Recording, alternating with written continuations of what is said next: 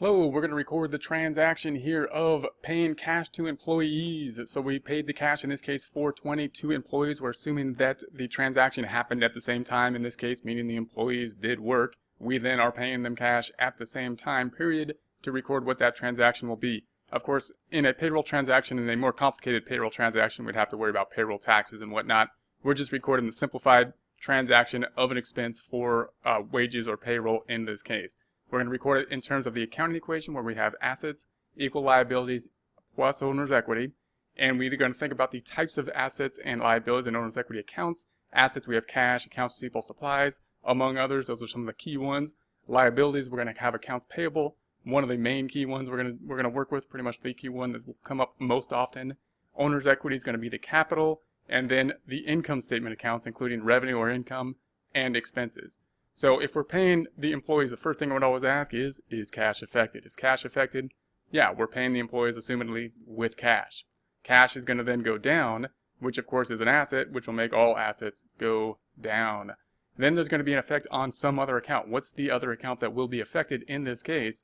And in this case, we're paying employees, and to us, that's an expense. To the employee, it's going to be income. To us, it's an expense. Now, expenses are in the equity section. You can see that on the blue section. We may get turned around as to whether we should increase or decrease the expense in terms of the accounting equation. And note that if we think about it this way, if we think of cash first as going down and the equity section on the other side of this equal sign, that means that this side must be going down. If it's wages expense, that's got to decrease the total owner's equity. Why? Because the asset side has to equal the liability and equity side.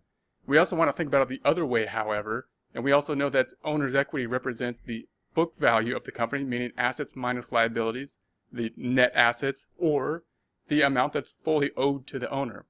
The expenses are what's being incurred in expenses in order to generate revenue, and therefore that's going to be decreasing the total amount of the value of the company, the amount that's going to be owed to the owner at the end of the day, meaning assets minus liabilities.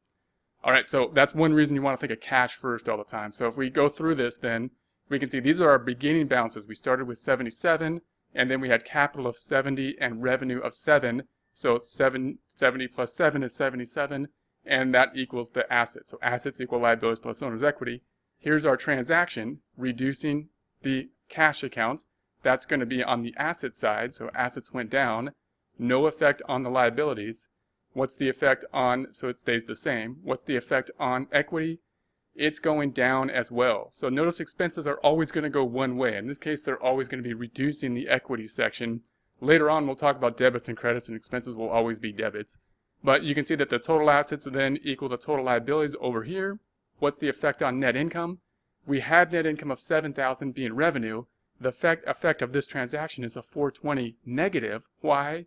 Because expenses are reducing net income being part of equity, but it's part of the income statement being revenue minus expenses. Therefore, net income is going down to, in this case, 6580 at this point.